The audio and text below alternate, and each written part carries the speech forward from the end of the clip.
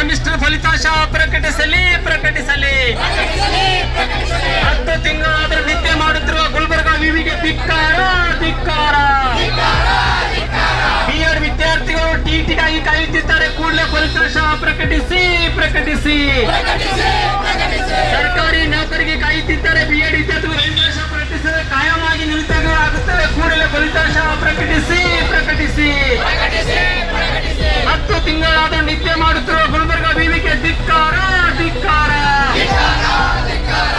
40ರಿಂದ 50 ಸಾರಿ ನಾವು ಮನವಿ ಪತ್ರವನ್ನು ಕೊಟ್ಟಿದ್ದೀವಿ. ಗುಲ್ಬರ್ಗಾ ವಿಶ್ವವಿದ್ಯಾಲಯಕ್ಕೆ ಮುತ್ತಿಗೆ ಹಾಕಿದ್ದೀವಿ. ನಿಮ್ಮ ಮಕ್ಕಳು ನಿಮ್ಮ ಅಮೌಂಟ್ ಇದೆ, ನೀವೆಲ್ಲ ಬೇರೆ ಬೇರೆ ದೇಶದಾಗ ಓದಿಸ್ತೀರಿ, ಸ್ವಿಟ್ಜರ್ಲ್ಯಾಂಡ್, ಅಮೇರಿಕಾ, ಇಂಗ್ಲೆಂಡ್ ಅಲ್ಲಿ ಓದಿಸ್ತೀರಿ. ನಮ್ಮ ಅಪ್ಪ ಕೂಲಿ ಮಾಡ್ತಾನೆ ಸರ್.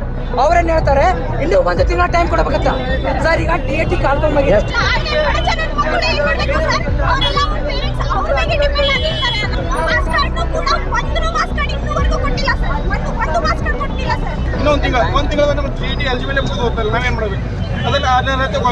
ನಮಗೆ ಪೊಲೀಸ್ ಅರೆಸ್ಟ್ ಮಾಡ್ತಾರ, ಮಾಡ್ಲಿ, ಗೋಲಿ ಗುಂಡು ಹೊಡಿತಾರ, ಹೊಡಿಲಿ, ಜೀವ ತೆಗಿಲಿ. ಯಾಕಂದ್ರೆ ನಮಗೆ ನೊಂದ ವಿದ್ಯಾರ್ಥಿಗಳು ನಮಗೆ ತಿಂಗಳಿಗೆ ಲಕ್ಷಗಟ್ಟಲೆ ಪಗಾರ ತಗೊಂಡು ನಮ್ಮಂತ ಬಡ ವಿದ್ಯಾರ್ಥಿಗಳ ಜೀವನವನ್ನು ಹಾಳು ಮಾಡ್ತಾ ಇದ್ದಾರೆ.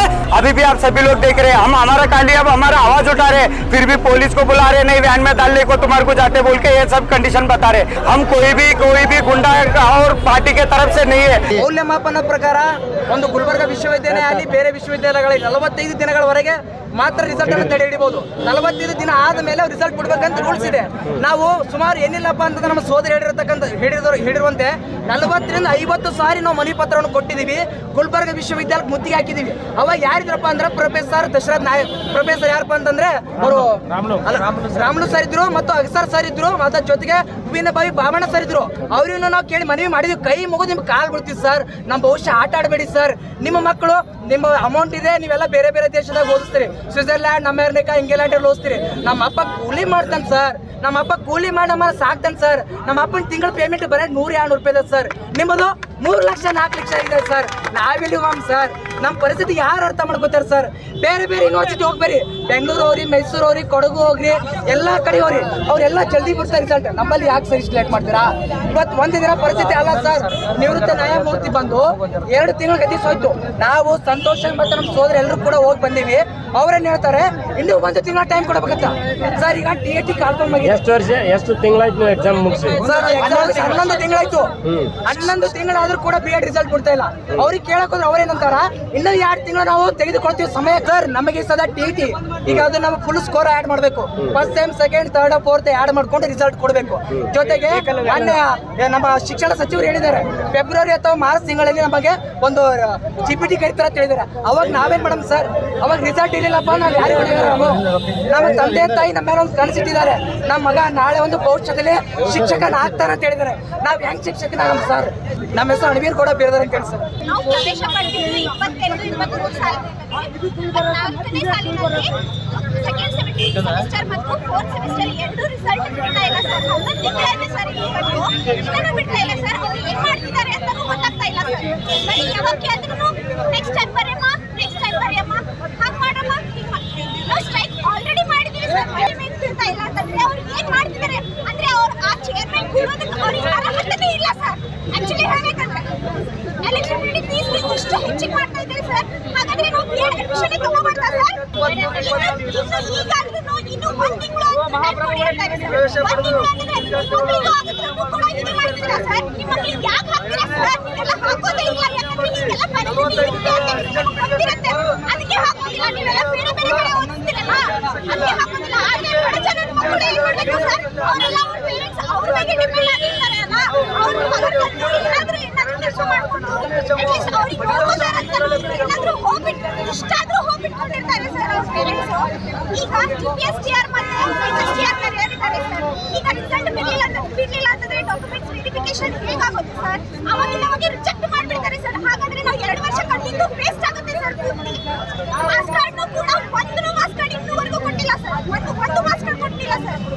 ಎಲ್ಲ ಮಾಸ್ ಕಾರ್ಡ್ ನಲ್ಲಿ ತಿದ್ದುಪಡಿ ಮಾಡ್ತಾರೆ ಸರ್. ವಿದ್ಯಾರ್ಥಿಗಳಿಗೆ ಎಷ್ಟೊತ್ತ ತಾಗುತ್ತಾರೆ ಸರ್? ವಿದ್ಯಾರ್ಥಿಗಳು ಹೋಗ್ಲಿ ಬಿಡಿ ಸರ್. ಪೇರೆಂಟ್ಸ್ ಅವ್ರ ಮೇಲೆ ಹೋಗ್ಬಿಟ್ಕೊಂಡಿರ್ತಾರೆ, ಅವ್ರು ಎಷ್ಟು ತಾಗುತ್ತಾರೆ ಸರ್? ಇನ್ನೊಂದು ತಿಂಗಳ ನಮ್ಮ ಟಿ ಎಲಿಜಿಬಲ್ ಮುಗಿದು ಹೋಗ್ತಾರೆ. ನಾವೇನ್ ಮಾಡಬೇಕು? ಅದನ್ನ ಅರ್ಹತೆ ಕೊಡ್ತೀವಿ. ಈಗ ರಿಸಲ್ಟ್ ಬಿಡ್ಬೇಕು ಸರ್, ಒಂದು ವಾರ ನಾವು ಎರಡು ದಿನದ ಒಳಗೆ ಇನ್ನು ರಿಸಲ್ಟ್ ಬರಬೇಕು. ಯಾಕಂದ್ರೆ ನಮ್ಮ ಟಿ ಎಲಿಜಿಬಲ್ ಆದರೆ ನೆಕ್ಸ್ಟ್ ನಾವು ಎಲ್ಲ ಪರೀಕ್ಷೆಗಳಿಗೆ ಅರ್ಹತೆ ಸರ್, ಕಳೆದ 10 ತಿಂಗಳಿಂದ ನಮ್ಮ ರಿಸಲ್ಟನ್ನು ವಿ ಸಿ ಅವರು ಬಿಡುಗಡೆ ಮಾಡಿಲ್ಲ. ಈಗ ಪ್ರೆಸೆಂಟ್ ಏನು ತೊಂದರೆ ಆಗ್ತದೆ ಅಂತ ಹೇಳಿದ್ರೆ, ಇವಾಗ ಟಿ ಟಿ ಅಪ್ಲಿಕೇಶನ್ ಕರೆದಿದ್ದಾರೆ, ಅದೊಂದು ವಿಷಯ. ನೆಕ್ಸ್ಟ್ ಜನವರಿ ಫೆಬ್ರವರಿಯಲ್ಲಿ ಘನ ಸರ್ಕಾರ ನೇಮಕಾತಿಯನ್ನು ಮಾಡಿಕೊಳ್ತೀವಿ ಅಂತ ಹೇಳಿದ್ದಾರೆ. GPSTR HSTR ಅದಕ್ಕೆ ನಾವೇನಾದರೂ CET ಬರಬೇಕಂದ್ರೆ ಈ ತಕ್ಷಣ ನಮ್ಗೆ ಏನಪ್ಪ ಅಂದ್ರೆ ರಿಸಲ್ಟ್ ಒಂದು ನೀಡಿದೆ. ಇವರು ಕಾಲಹರಣವನ್ನು ಮಾಡಿ ವಿದ್ಯಾರ್ಥಿಗಳ ಜೀವನದಲ್ಲಿ ಚೆಲ್ಲಾಟವನ್ನು ಆಡ್ತಿದ್ದಾರೆ. ದಯವಿಟ್ಟು ಕೇವಲ 2 ದಿನದಲ್ಲಿ ತಮ್ಮ ಮಾಧ್ಯಮ ಮಿತ್ರಗಳಲ್ಲಿ ಕೈ ಮುಗಿದು ಕೇಳಿಕೊಳ್ತೇನೆ, ನಮಗೆ ತಾವೆಲ್ಲರೂ ಸಪೋರ್ಟ್ ಮಾಡಿ ರಿಸಲ್ಟ್ ಅನ್ನು ಕೊಡಿಸ್ಬೇಕಂತೇಳಿ ತಮ್ಮಲ್ಲಿ ವಿನಂತಿ ಮಾಡಿಕೊಳ್ಳುತ್ತೇವೆ.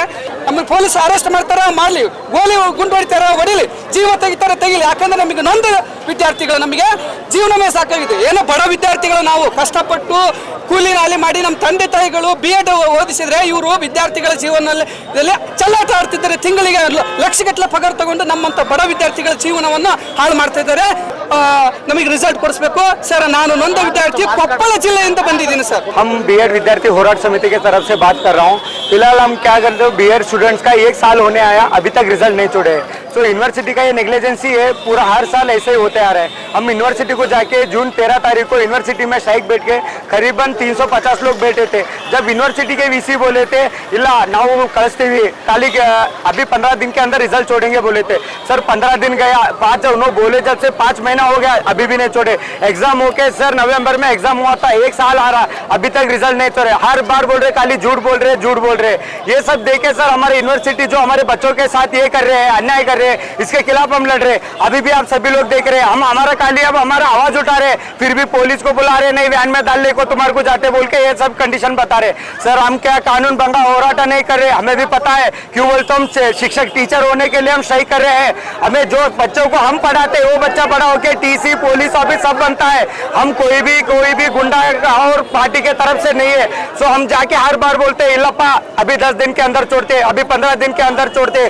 खाली सर झूठ बोल के सर ये कर रहे. अभी फिलहाल हमें आगे TET एप्लीकेशन डाला है, अभी कोर्ट की वजह से अभी आगे जाके हमें कॉन्फर्मेशन आ रहा वाला है.